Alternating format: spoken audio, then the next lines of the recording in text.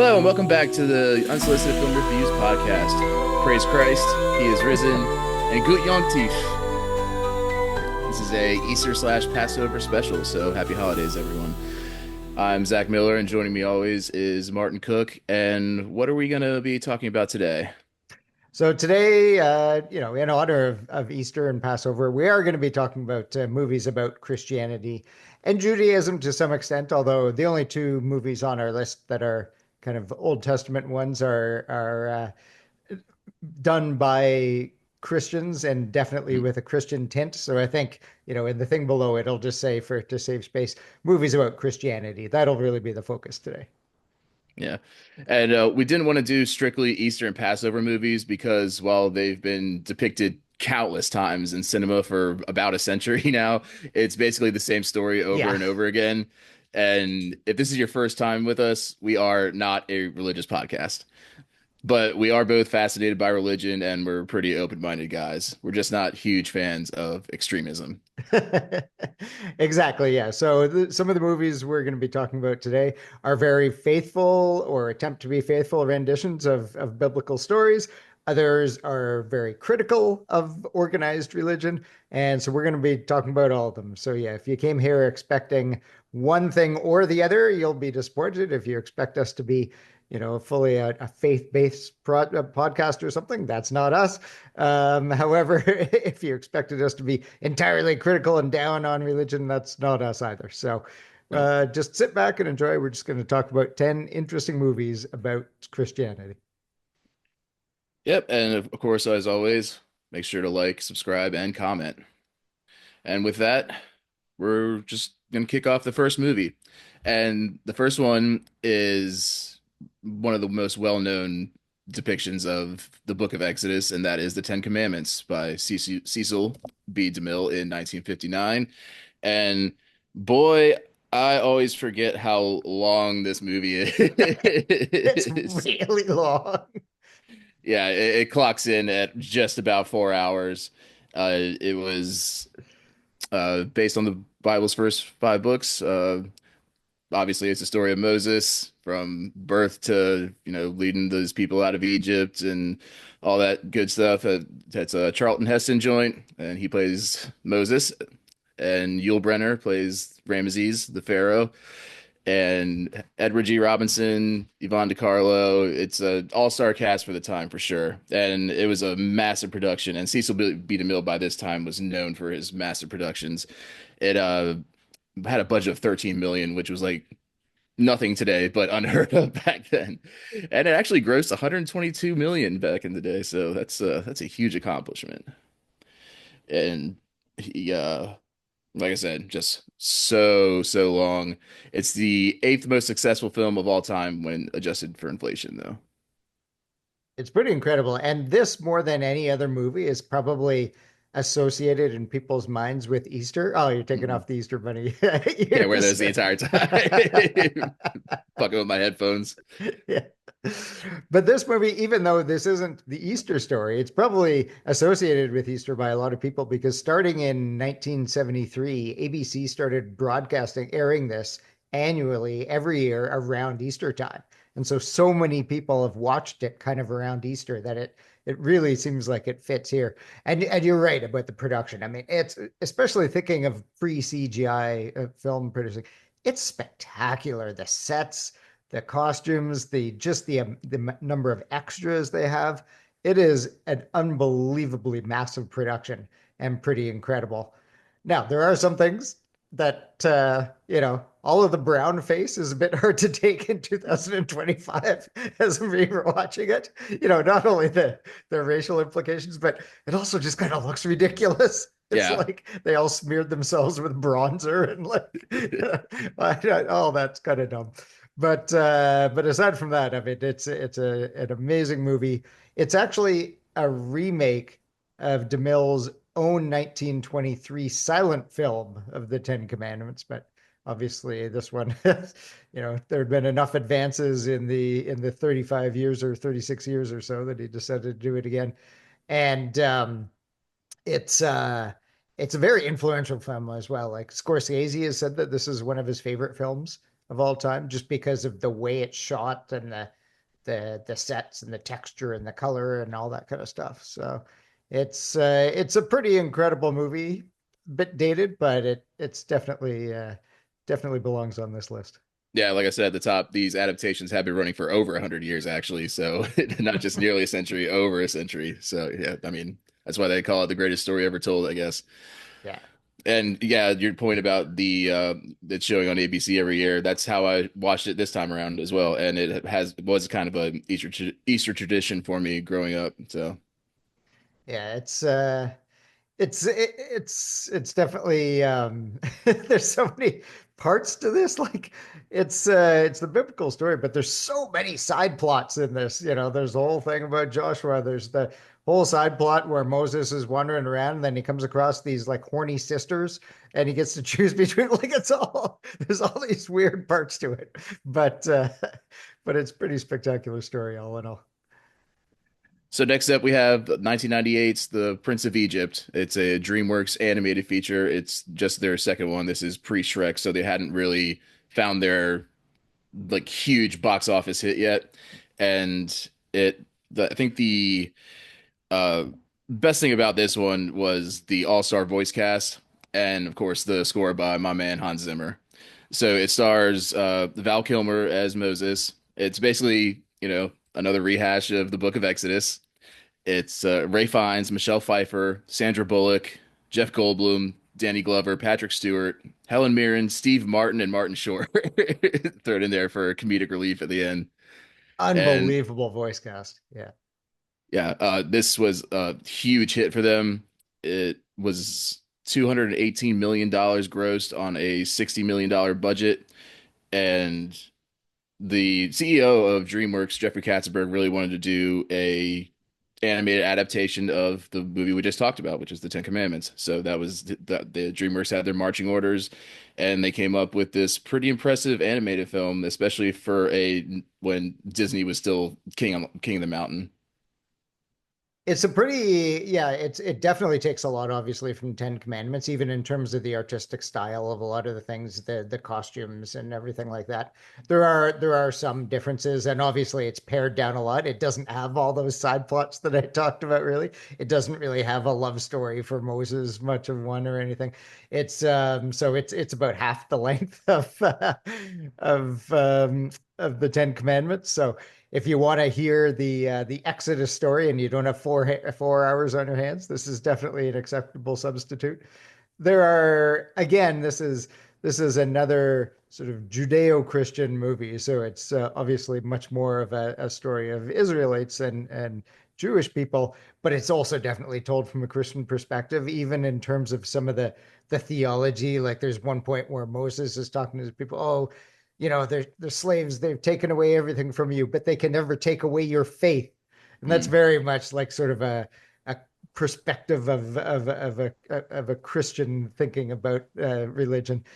But it's the for only their second movie, as you said, the animation is great. And that voice cast. Yeah, wow.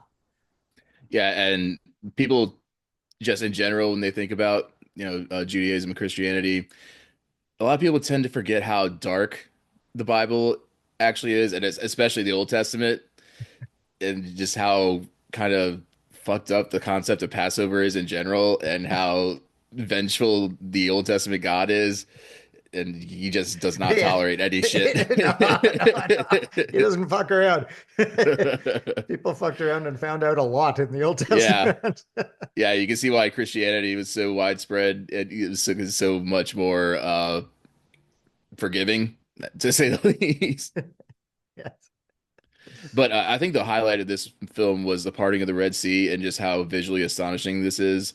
I hadn't seen this movie since it came out, so that was a long, long time ago. But yeah, I forgot how just really well done that entire sequence was, and how it was not just visually stunning, but emotionally stirring it was.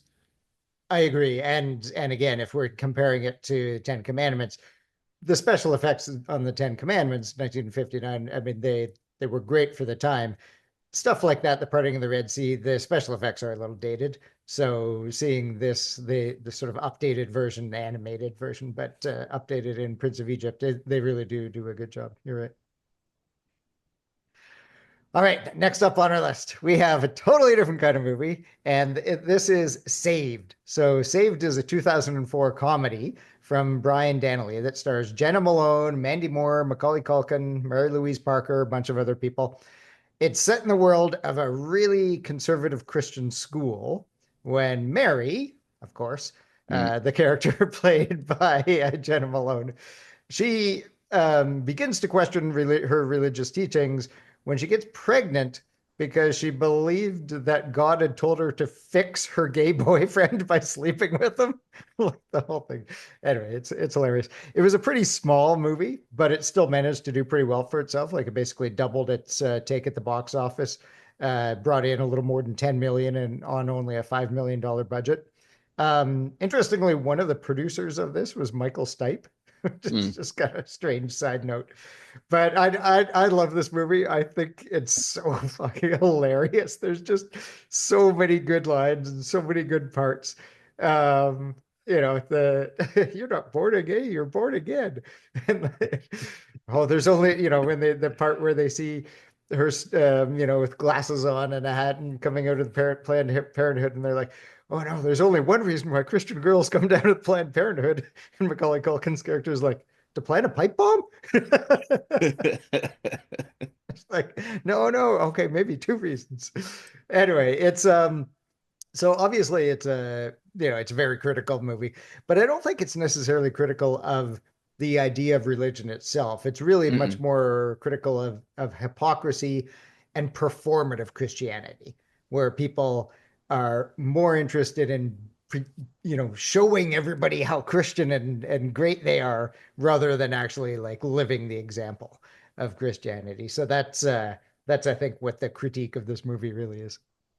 Yeah, I'd never seen this, but I'm really glad you suggested it.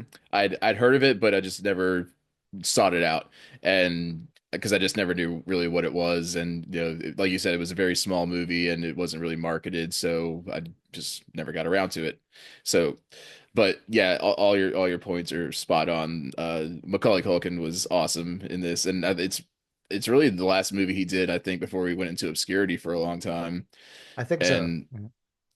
Yeah, I love the Mandy Moore character that just is so emblematic of the hypocritical, just literally self-righteous Yeah. evangelical Christian who just, is such a bitch, but just thinks she's like the best person on planet Earth. Yeah. And I'm filled with Christ's love as she throws a Bible at Gina Malone's character. and how she's just so condescending, looking down, and just so mean to her crippled brother, who is played by Macaulay, and it just hits all the right notes. It's funny, it's sweet, it's really that kind of mid to late 2000s indie drama where that genre really kind of had its place, and it kind of started probably in the early 2000s, and that whole decade was filled with these kind of movies, and that genre kind of faded away, and I think it's making a comeback now with all the streaming services. Yeah. But yeah, there's definitely a place to be had for films like this, and I really enjoyed it, especially since I live in Virginia and there are quite a few people like this. I live like a block and a half away from one of those like revivalist churches. Okay. Yeah. So, and they're always causing traffic, and it's such it's a huge building. It's just so ostentatious. It's really, it's kind of disgusting when you think Right. about what the teachings of the Bible really were about. But yeah, so yeah, it hit all the right notes, and I was really impressed by this one. I'm glad. I'm glad. So next up, we have another more uh grounded, not grounded, but true to the gospel, I guess, movie, and that is a brand new one called The King of Kings. And there are a lot of movies called The King of Kings. A lot of these films have multiple counterparts that have the same name. But so yeah, it's a animated Christian film, and it's by the really kind of up and coming Angel Studios, which is filling that Christian kind of family movie niche that's been absent for a long time because Hollywood is just so has been so anti-religion for 30 plus years. And I'm, like I said, not religious, but everybody, I think everybody should have a theater going experience and not have to just sit home and frown at Hollywood. Anyway, another great voice cast here. Kenneth Branagh, Uma Thurman, Mark Hamill, Pierce Brosnan, Roman Griffin Davis, Forrest Whitaker, Ben Kingsley, and Oscar Isaac as Jesus. And it tells the story of Jesus from birth to death, but in a really unique way. And my takeaway from this, first of all, I was really impressed by it. I thought it was really well done. But the frame story of it being told through the eyes of Charles Dickens as a tale to his son, I thought it was really the heart of the story. And that whole frame story was really cool, I thought. Yeah, this is where we disagree a little bit. I actually Okay. kind of found the framing story a bit much, and I'm not sure that it added as much to the experience as I would have liked. But you're right. I mean, we should just say that it was the story, obviously it's based on the Bible, it's based on the Gospels, but it's also based on a book that Charles Dickens had written for his kids. That was never really published until after I think he was dead and his notes were found. But this was one he wanted to. Dickens, obviously a strong Christian, wanted to tell his kids the story of Jesus. And so that's what this is. And yeah, so what this movie does is it starts and periodically throughout, it's almost like a version of The Princess Bride, but just Hmm. with way more of the narrator of the story interrupting of the actual story. And I just thought it interrupted a bit too much. And especially the beginning is the thing that I didn't appreciate as much. It took a while to get into it. There's this whole prologue where Dickens is on stage and giving a telling of A Christmas Carol, and his family's backstage, and one of the little kids and their cat keep running around and disturbing him. And this goes on for like 10 minutes or something. And meanwhile, the people in the audience are just sitting there all chill as he's like backstage chasing this cat or something. Anyway, I thought it went on a bit too long, but Okay, I know you're not the only one that held that view because the girl behind me tapped me on the shoulder and whispered, "What movie are we in?" And I was like, I was like, King of Kings. I was like, okay. She's like, okay, that's what I thought. yeah. So anyway, aside from that, I think you're right. They did do a very good job of the story of Jesus, and that it's never easy to tell sort of a life to death story, but I thought they did a pretty good job of sort of weaving it with common themes and everything like that. Yep. All right. So then the next one we've got up is yet another sort of satire, and this would be Dogma. So this was a 1999 movie from Kevin Smith that stars Ben Affleck, Matt Damon, and Linda Fiorentino, and a whole bunch of other people. So basically, Ben Affleck and Damon, they play fallen angels who think they've found a loophole that will get them back into heaven. But if they do that, it would obliterate existence because it would disprove the infallibility of God. Got it? So Fiorentino's character is basically tasked by another angel to try to stop them. So this was a moderate success, probably spurred on by a bunch of the controversy. Being accused of being sacrilegious in 1999 still could cause controversy, I guess. That seems so quaint now. But it made about 31 million on a $10 million budget, so did pretty well. It's also extremely hard to find. So this was a Miramax film, and that obviously Harvey Weinstein, for years now, the rights have lapsed, have just sort of like any rights for anybody to show them or sell it on Amazon Prime or anything like that. None of these rights exist. And Kevin Smith for years has been trying to buy the rights back, but Harvey Weinstein doesn't want to like let go of some of his 90s prestige and refuses to sell it to him, even though he still isn't doing anything with it. So the Classic lesson is, Weinstein. Yeah. yeah, the lesson is always Harvey Weinstein's a dick. Um, but you can find it on like bootleg copies on YouTube, which Kevin Smith wholly endorses people trying to go out and bootleg this movie if they can, because he's like, if that's the only way you can see it, I'd prefer people to watch my movie. Yeah, Uh, it's not it's taking money out of his pocket. So yeah, exactly. So it's I mean, it's very critical of a lot of things, but it's also very, as a, you probably guessed, steeped in kind of weird theological teachings and all these kinds of medieval questions about the nature of angels and devils and all this kind of stuff. It's the like I don't know how intentional it was that the whole plot revolves around this incredibly complicated theology, because maybe that was intentional, because it also is itself a commentary on absurd and complicated theology. Like it's kind of a criticism of that, of all that stuff that has been in organized religion since the very beginning. But so many funny moments, such a 90s cast as well, hmm like Linda Fiorentino herself. Uh, Having George Carlin play a cardinal, I think is pretty funny. yeah, Like just that casting in and of itself is hilarious. Chris Rock's in this. Like anyway, it's Selma Hayek. It's a very funny movie. yeah, and of course, Jason Lee and Jason Mewes because it's part of the Askew verse. So Yeah, they're all pals with Kevin Smith because it's like a spin-off of the Jay and Silent Bob universe, but they're like there's very, very tertiary characters in that one. yeah, And Howard Shore also did the score. So that's if right. you listen Yeah, to our composers podcast, then you'll know he's one of the best. he is Although indeed. this one doesn't really stand out, but what are you gonna do? No, no, no. The score is just kind of there. Yeah, And of I thought course, there was. Sorry, Alanis Morissette plays God. she does. Again, yeah, very 90s. And just yeah, just it's such a funny, quirky version of God. Like she doesn't speak because her voice would kill everybody. And Yeah, it's which is ironic because it's Alanis Morissette. Oh, exactly. wow! I said ironic. Yeah, That was there's so totally many like unintentional. little, of course, with Kevin Smith, there's so many little callbacks. Like there's this one part where they're on a train and somebody gets tossed out, and Silent Bob does the no ticket thing, which obviously is a callback to Indiana Jones and the Last Crusade, another movie, obviously steeped in Christian mythology. So it's great, just great stuff.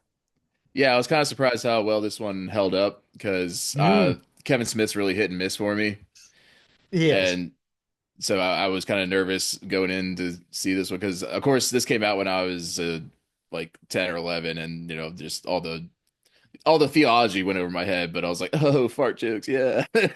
So, Yeah, I think the thing that held up least for me was the shit demon. But anyway, yeah, I didn't need that. but it is Kevin Smith, so you expect that kind of stuff going in. So I guess.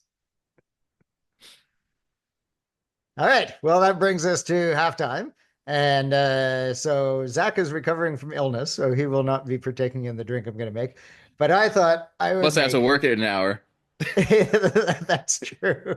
You will notice probably for anybody who's watching on YouTube a bit of a lighting difference, and yeah, due to some scheduling issues, this is the very first time we're actually recording in the afternoon. So Except for that one it's time when kind we of were fun. up at your place and we recorded at like 10:30 a.m. But this is only That's the right. second occurrence, and that Yeah. wasn't on YouTube. So No, yeah, this is no. the first YouTube video. Yep. So the drink I'm going to make is very simple.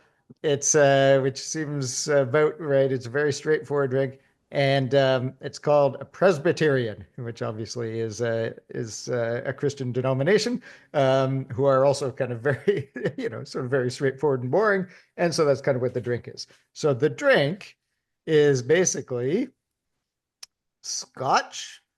Let me grab my and in the background, of course, because we're recording in the afternoon, I've got some noise. I don't know if that's if you can hear that, but there's a car alarm going off. Fantastic. So it's 2 ounces of Scotch bourbon or rye. So I'm going to use a little Canadian club here, little rye, um, and then 2 ounces of ginger ale, 2 ounces of soda. That's it. That's all it is. Just very straightforward. Basically, basically scotch and soda, but with ginger.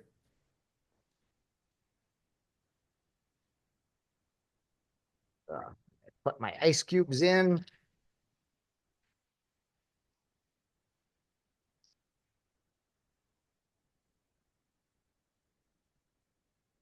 In my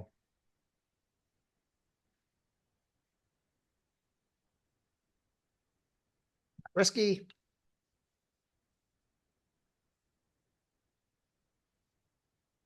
My ginger ale.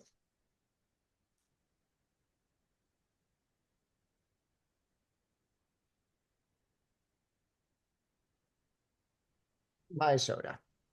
And there we go. Looks good. I'll have to try one after work. Very simple, very refreshing. Presbyterian. And then since I can't partake, I'm gonna participate in a little blasphemy and take some fake communion. Nice. There we go. But I know it's blasphemous, but I'm not a member of the Holy Mother Church, so it doesn't really matter.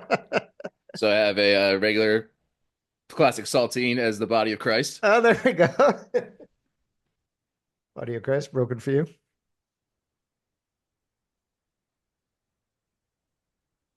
Mm, these are so dry. Jesus clearly didn't use moisturizer.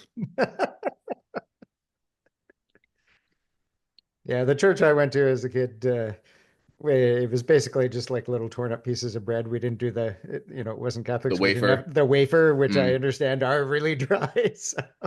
But that's all you had the blood of Christ to wash it down. And this is cherry juice. Oh, nice. There we go. Ah, Yeah, as a kid, I was spectacles, always testicles, while and watch. as a kid, I was always very excited to get the grape juice whenever there was communion. And when you look at communion just without, growing up as a Christian, it's a very odd kind of pagan tradition. But my favorite quote from anything regarding the communion ceremony, it's from South Park, and it's a nun is trying to explain the whole process to the boys and what it means, and finally goes, "Oh, I get it now. Jesus wanted us to eat him, but he didn't want us to be cannibals, so he turned himself into crackers." So that was like such a simplification of it. I was like, That's about right. Yeah.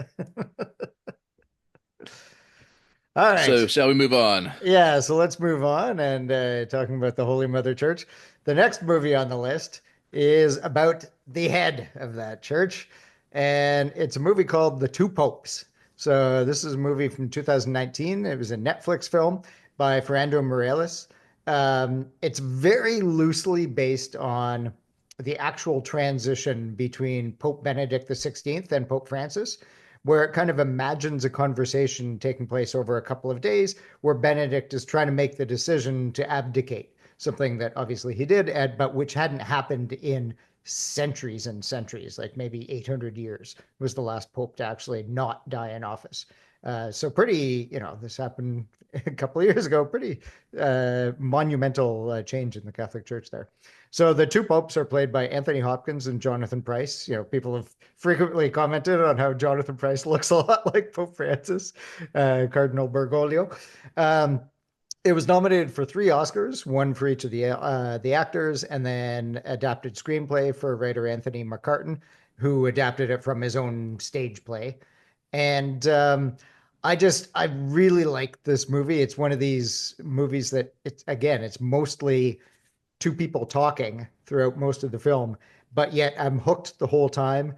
And I think what it really does is it shows how divisions can be overcome. I mean, it basically starts out in these two cardinals, well, one's Pope at that point and one's a cardinal, how they're just on opposite ends of all the theological debates within the church.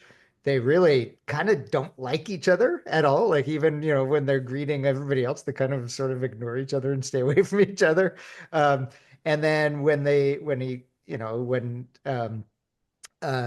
Benedict invites Francis to the Pope's summer residence. This amazing place outside of Rome, which Pope Francis has now stopped using because he's obviously a Jesuit or a Franciscan, so he likes poverty, so it's Mm. turned into a museum. But anyway, um, they get into a pretty, for two, a pretty heated argument where they're almost at the point of yelling, and at one point, he says, I disagree with absolutely everything that you stand for and everything you have to say. And that's kind of how they end the first conversation. And then I think my favorite part of the movie is later that evening, they've got nothing. It's just the two of them, and then the people who are serving them food and stuff in this massive mansion. So they end up kind of in the same sitting room, and they just end up talking about other things and talking about music and talking about, and it's through that they kind of find their common humanity and begin to understand in each other that they aren't the big evil that's going to drag down the church. These are two sides of people who are both trying to strive to do what they think God's will is. And so I just think it's really well done. It's beautifully shot, amazingly acted by the two leads, obviously, and it's just a great example of how you can overcome some of these divisions by just, again, recognizing common humanity. Yeah, very well put. And I think this film becomes more and more relevant as the years go on, and not necessarily the substance of the conversation, but the way that they converse. And like you said, Yeah. it's a great exercise in just finding common ground and conflict resolution without, either completely breaking ties or coming to blows.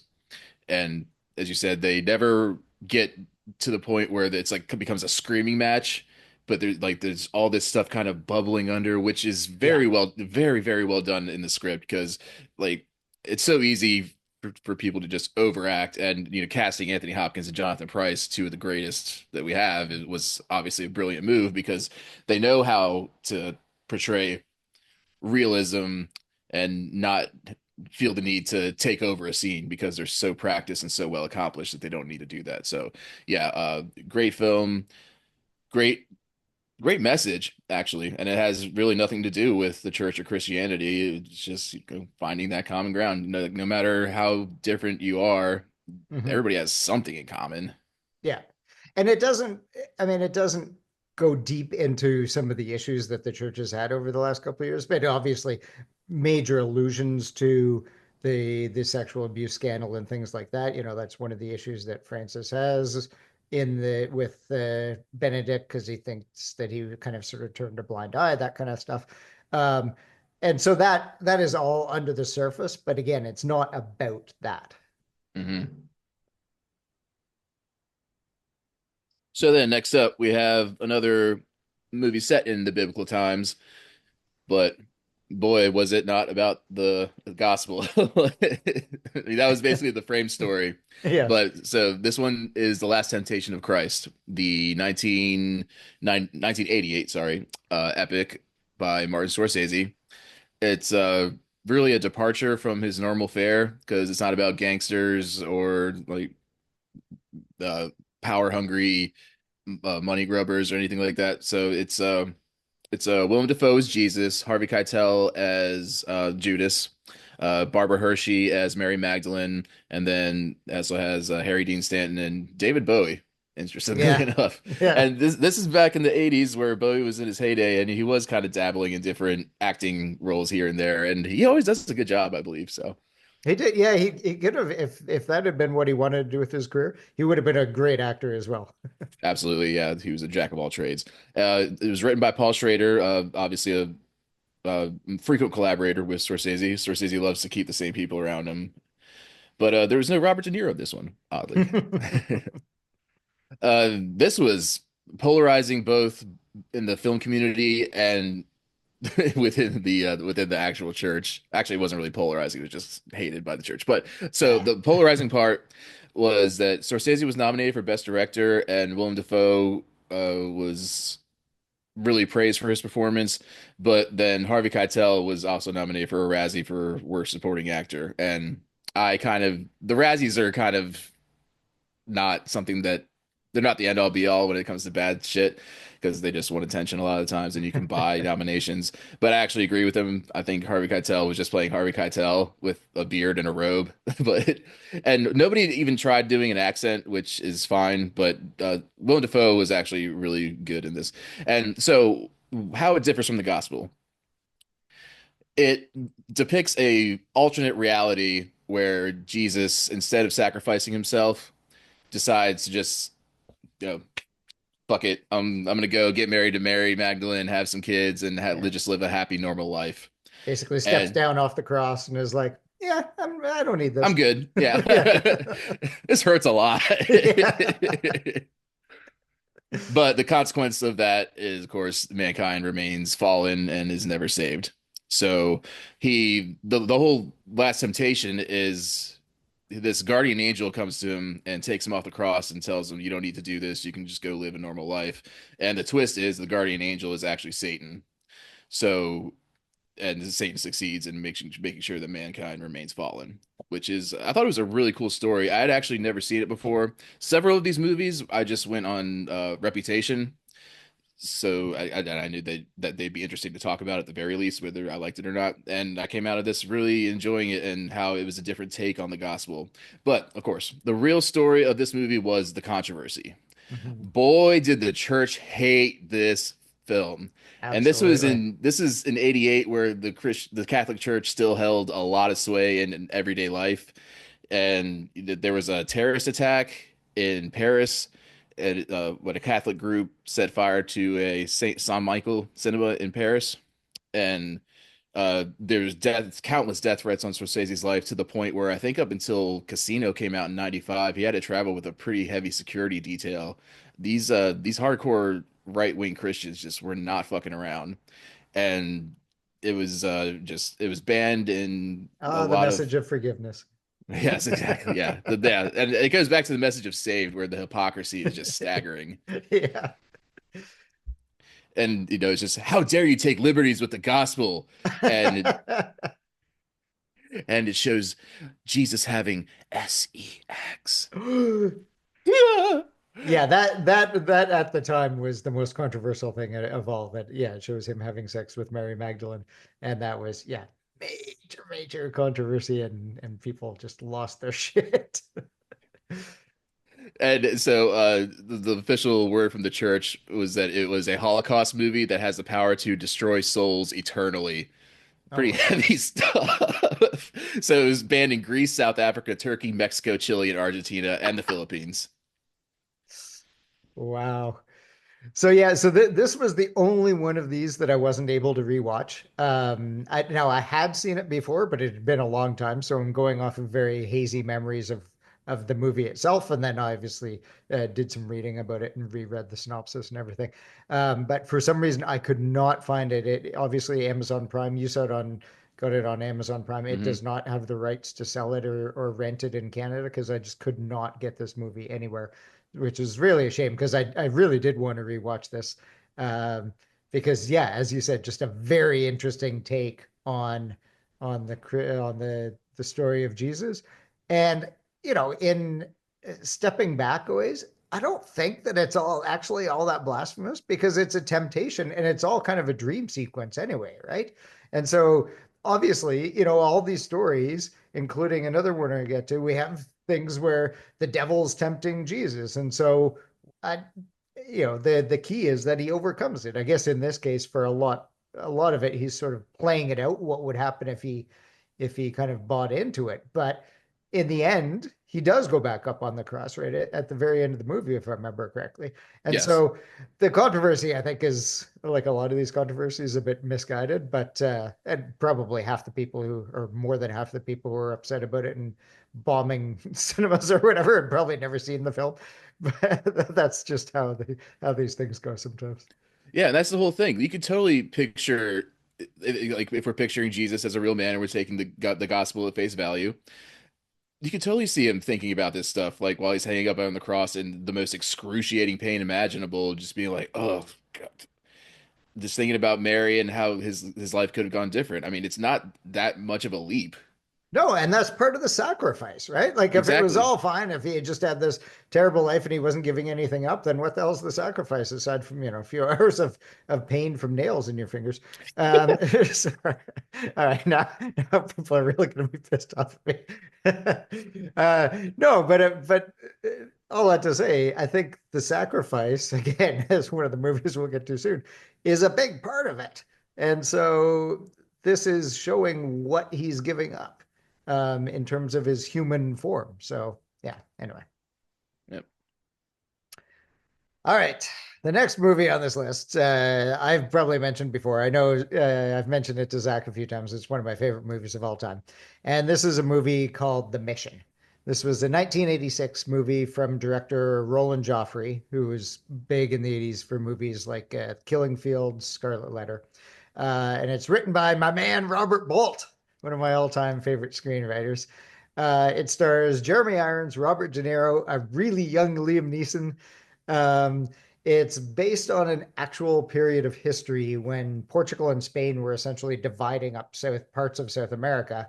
And there was an uprising by a group of indigenous Guarani who had developed prosperous settlements around a few Jesuit missions. So it's based on that actual what's called the Guarani War. It was nominated for 7 Oscars and won one for Chris Menges for cinematography, and damn, was that deserved! Like it's Mm. just spectacularly shot. These incredible waterfalls, the scenery, even right from that opening scene where you see the priest strapped to the cross being sent over the waterfall. Just the filming of this is incredible. But I love the screenplay. I think the story is interesting. It basically is about how two very different people react to the same situation. Jeremy Irons' character and Robert De Niro's character, um, and it's also about where compromises come in and how the politics of religious organizations in the church get overtaken by very human real interests. Like there's this great scene where the bishop, or maybe he's a cardinal actually, is talking about how the desire for some people to create a paradise on earth is actually offensive to a lot of these different interests. It's offensive to the church because it distracts from the paradise yet to come. It's offensive for the people who just want to take advantage of the indigenous people and exploit them, and it's offensive to the landlords who want more land and more money, and don't like the competition from these indigenous people who are creating these great communal farms. I think it's an incredible movie, and I know you had never seen it, so I'm very curious to hear after me talking about it for so long what you thought of it. Yeah, I know you've mentioned it in passing a few times, but you never really explained what it was. You just said it was really good, and goddamn, was this up my alley? I think you already know what my thoughts are going to be. I mean, like the historical time period, the subject matter, the cast. Jeremy Irons is one of my top 10 favorite actors. Oh, so Uh, good. and this is one of his best performances, if not his best performance. I just saw it a few days ago, so I'm kind of still in the afterglow. So I need some time for it to marinate before I really can develop where it ranks on the list. But yeah, it was absolutely beautiful and so tragic and so well written, well acted. And I saw it had it was in the mid 60s on Tomatoes, and I was like, what the fuck is What? Really? yeah, yeah, I was like 40 something people did not like this movie. What is wrong? Like it's a That's damn near surprising. perfect movie. Yeah. The Yeah. subject matter was incredible. Like you said, the way two people react to the same situation, one with peace and one with the sword and the gun, and neither one, it was a kind of a no-win situation at that Hmm. point because politics just takes over as it often does. So yeah, this was an amazing film, and I don't have too much to add because you just wax poetic on it so much. But yeah, I completely agree with all your points. Yeah, and I've always been struck by the last line, basically, of the movie, or one of the last lines. There may be some voiceover after this, but it's when after everything's happened and there's basically these villages have been completely destroyed and burned and or sorry, spoiler alert. But well, it's a historical fact that yeah, the Europeans weren't exactly great to the indigenous people in South America. What? I'm probably not giving away too much there, but so the cardinal is kind of feeling remorseful about this, and the Spanish and the Portuguese ambassadors are basically trying to tell him, basically don't worry about it. And one of them's like, well, you had no choice. This is the way the world is, and we have to live in the world. Thus is the world. Hmm. And the cardinal just goes, no, thus have we made it. Yeah, that was powerful. And yeah, damn, that line hits me every time. All right, we're down to the last two, and I guess Very we could, different movies, the last yeah, two. and we couldn't get through a list like this without talking about the Passion of the Christ. And I have to quote South Park once again. Like, okay, so yes, we all know Mel Gibson's uh, insane, but this is the South Park quote. Say what you will about Mel Gibson, the son of a bitch knows story structure. Yeah, and I completely agree. Say what you will about the guy in his personal life, but if you can separate the art from the artist, he is one hell of a filmmaker. Hmm. Yeah. So, Passion of the Christ came out in 2004, completely funded by Mel Gibson because nobody wanted to touch this project for a myriad of reasons, one of which is that it's all in Aramaic, which is a dead language that nobody speaks or understands. Yeah, and And some Hebrew and Latin thrown in there too, yeah. which again, not much better for most people. So, co-written, completely funded and directed by Mel Gibson. It stars Jim Caviezel as Jesus, uh, and Monica Bellucci as Mary Magdalene, and it just follows the last 24, like basically the last 2 days of Jesus' life, and it's one of the most brutal snuff films I've ever seen that isn't actually somebody dying. It is an agonizing watch, and it's very much purposefully agonizing to watch because Mel Gibson really wants you to be in the shoes of Jesus and all the pain he went through to save our souls. And it's just uh, him basically getting tortured the entire time, whipped, scourged, dragged through the streets, and crucified, and it was yeah.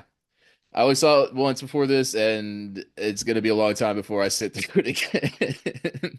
Yeah, it's Uh, it's basically torture porn. Like yeah, that scene where he's getting whipped goes on forever. Oh my God. yeah. If this wasn't about Jesus, then it would be just viewed by everybody as torture porn. Like nobody Yeah. would want to see this movie unless you're like really sick. Yeah. It like I mean, even Saw doesn't go as far. That said, it was the highest grossing movie of the year, and it with 612 million worldwide, and it was the anti The Last Temptation as far as the church went. They love this movie. It was shown in churches around the world. It was encouraged by all kinds of pastors and preachers to go out and see this movie and then spread the word. It's very like Christianity itself. Just go forth and spread the word. Although it was, as with all Mel Gibson stuff, it wasn't without controversy because it was seen as very anti-Semitic by the Jewish faith, and because it did not paint a pretty picture of the Jews in the film itself. No, and you're right though about the kind of the marketing about it. Um, Basically, it was sort of set the model for what a lot of the faith-based production companies are doing now. Like Mel Gibson, in advance, he did go around to a lot of the churches and a lot of the big religious organizations and tried to get them to buy tickets and go in groups and take their whole congregations. And obviously, as you said, it was incredibly successful. And now you see that's what a lot of these uh, faith-based production companies are doing that allows them to, on relatively small budgets, consistently shock Hollywood by having these 30 and $40 million openings, and people are like, whoa, where'd that come from? It's because they've got built-in ticket base of people who buy tickets in advance, not even necessarily knowing what the movie's about. So it basically created that kind of model. and for the movie itself, I mean, basically, it's a movie version of the Passion play that churches have been doing at Easter for forever. But while you know that's mostly that whole thing is like the whole last week of the life of Jesus, starting with his triumphal entry into Jerusalem on Palm Sunday. This movie cuts it down essentially to the moment he's arrested, and then as you said, he's just getting tortured for the rest of the movie. Um, the decision to do it in Aramaic and Hebrew and Latin, obviously a huge decision, and really, I think makes the movie a lot more interesting because it really does seem much more realistic. I will say, as like watching it again as a narrative film, I did find it a bit lacking. And well, Mm. maybe that's the source material as well. So sorry, Bible. Um, but like we keep getting images, and this I think was what the Jewish community was reacting to. We keep getting images of this high priest who keeps calling for his crucifixion, and you know he's just sort of set up as just like this kind of faceless villain guy. Like he just wants to kill Jesus, he just wants to kill Christ. But narratively, I would like to know a bit more about that. Like, Mm. why were these people so threatened to the point that they thought he had to die? Like, what was it about his message? All that kind of stuff, I think, could have made a more interesting narrative film, but that's obviously not what this was. The movie's not really interested in that. It's about his suffering, which is fine. I mean, it's just to me, it's narratively less interesting. Uh, there were also some you know, we talked about temptation when obviously in talking about the movie The Last Temptation of Christ. There are these odd little clips of like the whole Na Baron Fade Ralph as the devil was kind of odd in this movie. The guy who looks exactly like him, who just pops up and it's the devil like tempting him with different things and like sneering at him as he's getting tortured. That happens all throughout. That was kind of an interesting choice. Um, but yeah, it's a heavy movie, and yeah, wow. But And it there's a sequel on the way called The Resurrection of the Christ. The okay, same that will be much more uplifting, I hope. it literally in some sense. But yeah, Mel Gibson's returning and so is Jim Caviezel as Jesus. So Okay, interesting. Jim Caviezel's really found his niche as like the Christian actor. He really has. Yeah, I don't know enough about his story to know if he was uh you know majorly into his faith before Passion of the Christ, but certainly since then that has been his entire brand. From what I heard, he Or his wasn't entire thing. really like he was a Christian, but not like practicing really, just like, Okay. Christian in faith, but not really, deeply, deeply religious. And once he got into Jesus' shoes, that's when he like really like quote unquote saw the light. Right, right. Okay. So switching gears, Martin. Yeah, so switching gears entirely, although not entirely because it's basically the same story. Um, our final movie, what else could it be? And we got to talk about The Life of Brian, Monty Python's The Life of Brian. So this was a 1979 movie by British comedy troupe Monty Python that followed on the success of their 1975 movie, Monty Python and the Search for the Holy Grail. No, it's just Monty Python and the Holy Grail, I think. Um, Mhm. this movie was actually only able to get made because George Harrison, Beatles fame, put up a ton of money to help them make it because I love that he factoid. Yeah. yeah, because he was a big Monty Python fan and he had been talking to I believe it was Eric Idle, and Eric Idle sort of mentioned what they wanted to do. And he was like, "Oh, I want to see that movie." So he like gave them basically 3 million British pounds, which was a lot of money in 1979 to get this movie made. And despite the fact that like nobody at the time thought this was going to make any money. Um, but it turned out to actually be a pretty big hit. It was the fourth highest grossing film in the UK in 1979. And it actually did very well in North America, additionally. And then it's just been, you know, a classic forever. It's constantly being streamed and still to this day, it's so easy to find just because everybody constantly wants to watch this movie. It to me, so okay, for anybody who hasn't seen it, I can't believe there's anybody who hasn't seen it, but it's basically a parallel story of Jesus where it's this guy whose name is Brian instead, and he goes through a lot of the same things. So he gets caught up in some of the Jewish rebellion against the Romans, and then he ends up at the end also getting crucified. And it just, the movie ends with him on the cross. And of course, on Unsolicited Film Reviews, we always like to look on the bright side of life, and that's how the film ends. To me, this is really kind of like the prototypical Monty Python movie because it's the perfect combination of like brilliant cutting insight into real life systems and organizations that they would always take down with such absolute relish. And it's a combination of that and just like complete childish ridiculousness, Hmm. like naming one of the Roman guys' biggest dickus and stuff like that. Right? Like it's the combination of those two amazing things, and that's what Monty Python always did so well. Yeah, it's the perfect balance. And growing up, my and still, I think Holy Grail is my favorite Monty Python movie, but I think this is their best movie. And I agree.